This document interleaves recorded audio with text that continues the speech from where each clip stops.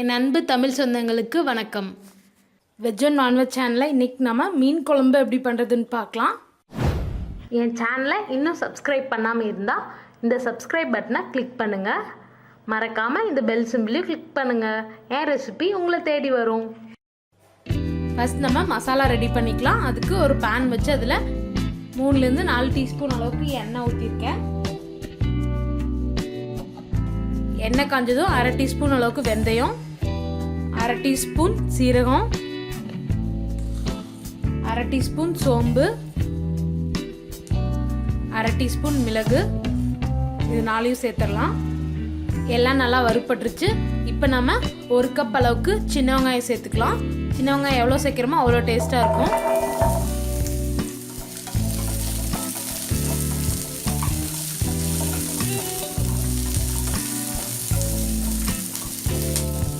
இது கூட ஒரு 10 பல் பூண்டு சேர்த்துடலாம். இது ரொம்ப குட்டி குட்டி பல்லாக இருக்கனால நான் கொஞ்சம் ஜாஸ்தியாக சேர்க்குறேன். தின் ஸ்லைசஸாக இஞ்சி ஒரு 4 ஸ்லைஸ் சேர்த்துடலாம். இது கூடயே ஒரு சின்ன துண்டு பட்டை சேர்த்துடலாம். சேர்த்து எல்லாத்தையும் நல்லா வதக்கிக்கலாம்.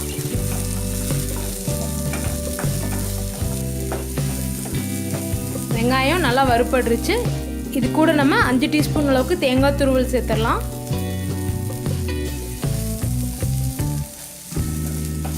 தேங்காய் துருவல் சேர்த்துட்டு நல்லா கலந்து விட்டுருங்க.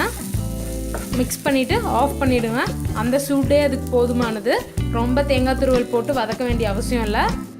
ஆறுனதும் ஒரு மிக்ஸி ஜாரில் சேர்த்து அரைச்சிடலாம்.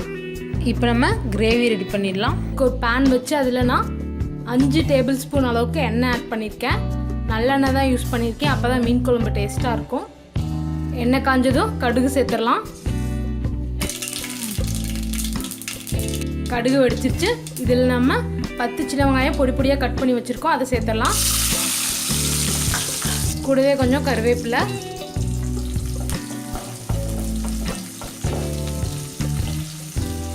வெங்காயம் நல்லா வதங்கிருச்சு. இதில் நம்ம ஒரு தக்காளி பொடியாக நறுக்கி சேர்த்துக்கலாம்.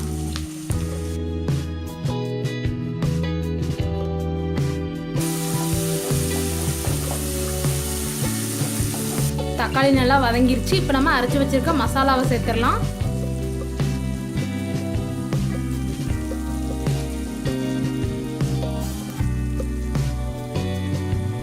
இது நல்லா மிக்ஸ் பண்ணிடலாம்.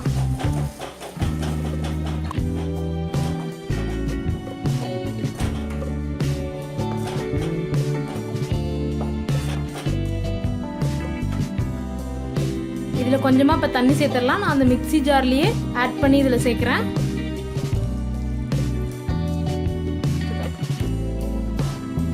நல்லா மிக்ஸ் பண்ணிவிடுங்க.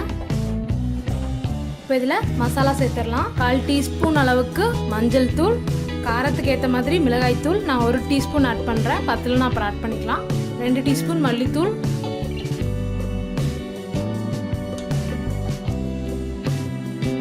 நல்லா மிக்ஸ் பண்ணிடுங்க.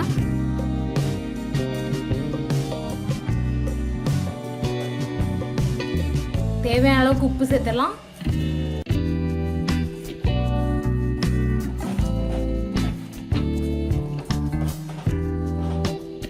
குழம்பு நல்லா கொதி வரட்டும். குழம்பு நல்லா கொதிக்க ஆரம்பிச்சிருச்சு. இப்போ இதில் நம்ம புளி தண்ணி ஆட் பண்ணிடலாம். நான் பெரிய நெல்லிக்காய் அளவுக்கு புளி எடுத்து 1 கப் தண்ணி ஆட் பண்ணி கரைச்சி வச்சுருக்கேன். அதை சேர்த்துடலாம்.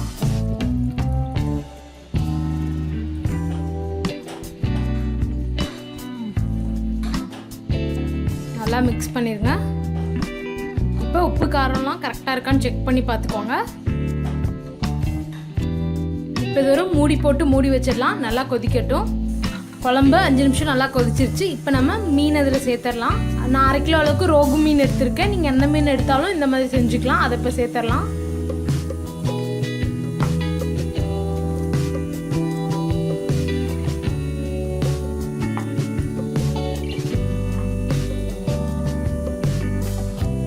மீன் சேர்த்துட்டு ரொம்ப மிக்ஸ் பண்ணாதீங்க. ஜஸ்ட் அது உள்ளே முழுகி இருக்க மாதிரி மிக்ஸ் பண்ணிவிட்டு சிம்மில் 5லேருந்து 7 நிமிஷம் அளவுக்கு வைங்க. மீன் வேகிற வரைக்கும். 7 நிமிஷம் ஆயிடுச்சு. இப்போ ஓப்பன் பண்ணி பார்த்துடலாம். பாருங்கள், எண்ணெயெல்லாம் செப்பரேட்டாக ஆரம்பிச்சிருச்சு. மல்லித்தலை தூவி இறக்கிடலாம். சுவையான மீன் குழம்பு தயார். இந்த ரெசிபியை உங்கள் வீட்டில் கண்டிப்பாக ட்ரை பண்ணி பார்த்துட்டு எப்படி இருந்ததுன்னு எனக்கு கமெண்ட்டில் போடுங்க. மறக்காமல் வெஜ் அண்ட் நான்வெஜ் சேனலை சப்ஸ்கிரைப் பண்ணுங்கள்.